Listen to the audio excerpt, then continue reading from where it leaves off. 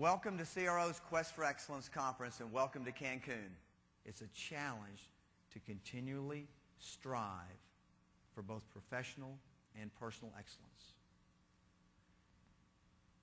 If you want to be creative in your company, your career, and your life, all it takes is one easy step, the extra one. Ask that question, what else could we do? A quote by the CRO team. Let me close with our Quest for Excellence milestones. We developed the Excellence theme and vision in 2001. During 2002, the core team was assembled, the launching pad was built, and we have mission liftoff. The journey continued and adapted from 2003 to 2006. Battle for Excellence was born. During this time, the storm was created. CRO broke gravity and momentum, and growth began in earnest.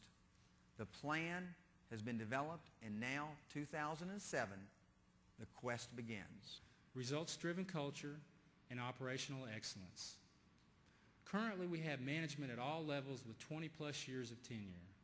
Our managers stay because they have a sense of belonging and take pride in our company.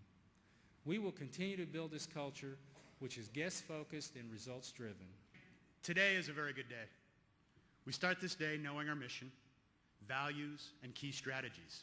We start this day celebrating our successes, and in the tradition of our mission for excellence and our battle for excellence, today starts our quest for excellence.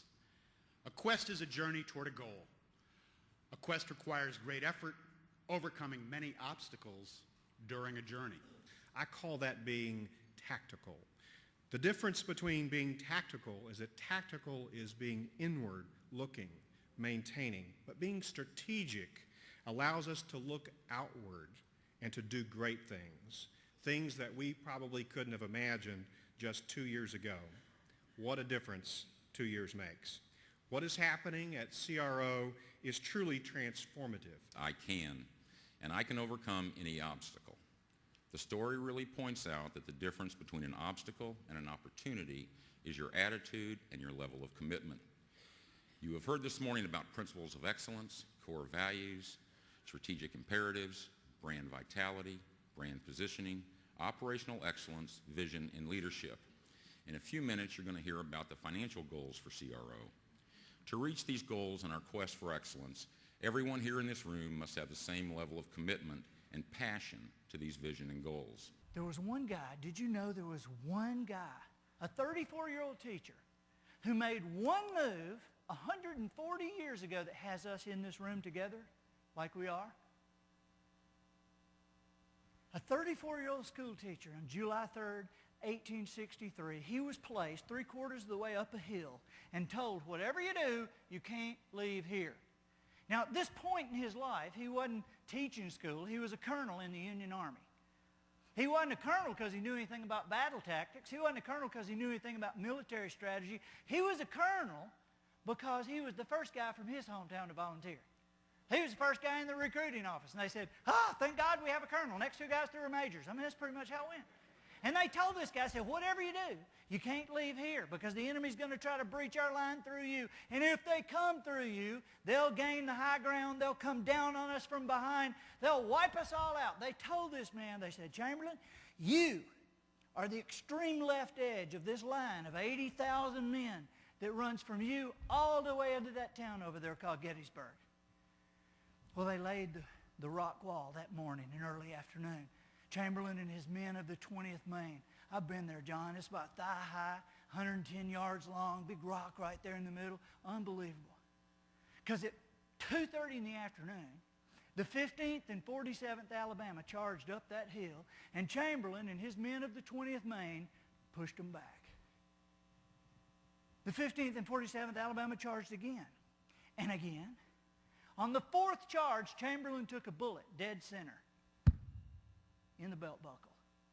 Knocked him down.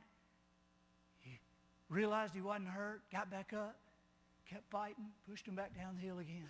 On the 5th charge, The 15th and 47th Alabama made it to the wall. Fighting was on both sides of the wall. With that black powder smoke, you couldn't see who was who. They were swinging their fists at each other, swinging their rifles at each other. Finally, they disentangled, pushed them back down the hill a fifth time to find they were out of ammunition and down to 80 men. They'd started in Bangor, Maine. 6 months earlier with 1,000 men. They started that morning with 300. And now they're down to 80 and out of ammunition. Chamberlain's brother, Tom, came over and said, "We're leaving, right?" And Chamberlain said, "No, Tom, we're not going anywhere." Sergeant Tozier, the old battle sergeant, came over and said, "Shall I sound the retreat, sir?" He said, "Sergeant, we will not be retreating." The sergeant said, "Sir, we're out of ammunition." And Chamberlain said, "Have the men gather ammunition from the dead and the wounded." And he said, "We did that last time. We're out." Before anybody could argue with him or come up with an idea, a kid had climbed a tree. He was a 12-year-old, their lookout. And this kid said, "They're reforming. They're being reinforced." And sure enough, they looked down the hill, and in the meadow on the left, there was a Texas division coming over to join the two Alabama groups.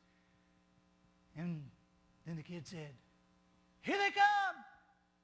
And up the hill they came, firing their weapons, stopping behind trees to reload, coming back out, firing again with that high-pitched shriek, that weird rebel yell. You know, it's not in the history books, but you can find it recorded that all across the battlefields of the Civil War, the first couple of times the Yankees fought the rebels, the Yankees ran when they heard the rebel yell because it sounded like crazy people. I mean, you think about it. You fight somebody, but you don't want to fight a crazy person, do you? And here's Tom. His brother comes up and says, "Do something. For God's sake, make a move. Say something." And Chamberlain said, "Fix bayonets." They looked at him like he was crazy. He said, "Fix bayonets." And up and down the line, you could hear the steel on the steel as these guys put their knives on their empty weapons. And before anybody could argue or come up with anything else to say, Chamberlain turned to his sergeant. He said, "Have the men execute a great right wheel. Swing the left first." Melcher came over, the battle flag bearer, and Melcher said to the sergeant, "What's a great right wheel?" And the sergeant said, "It's a charge. This crazy man's fixing to charge."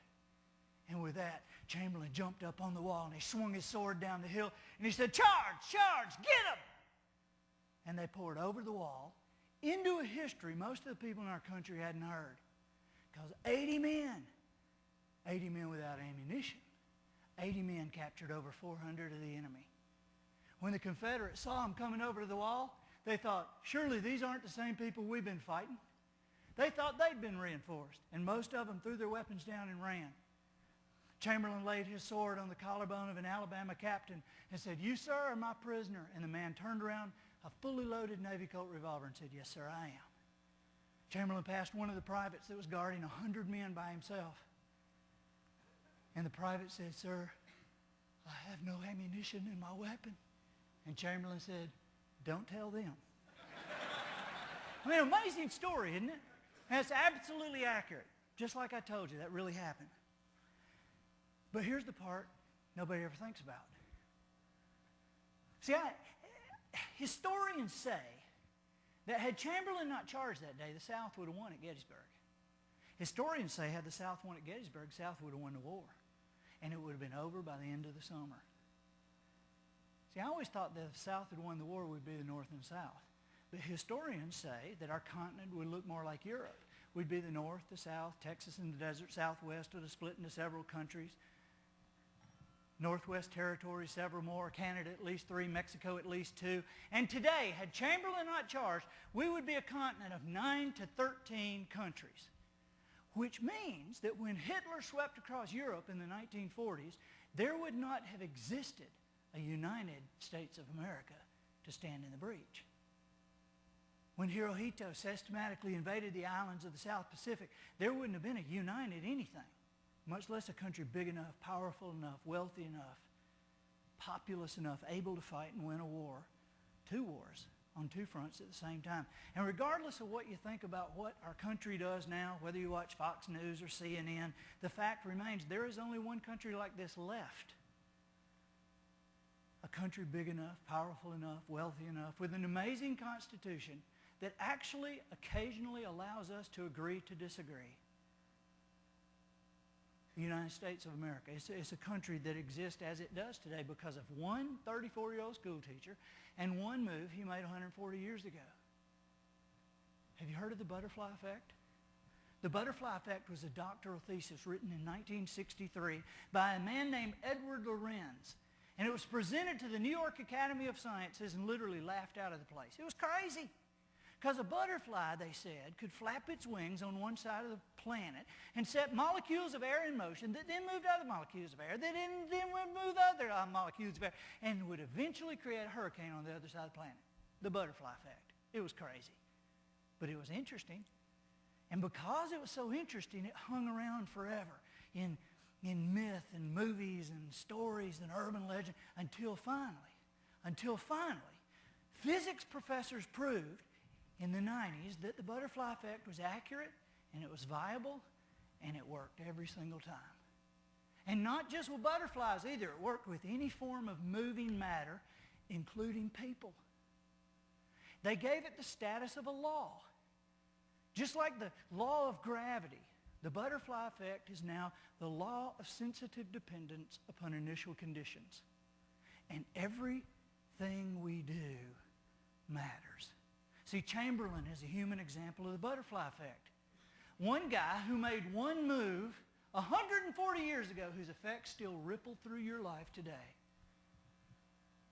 And you are no less an example of the butterfly effect than Chamberlain was. Everything you do matters.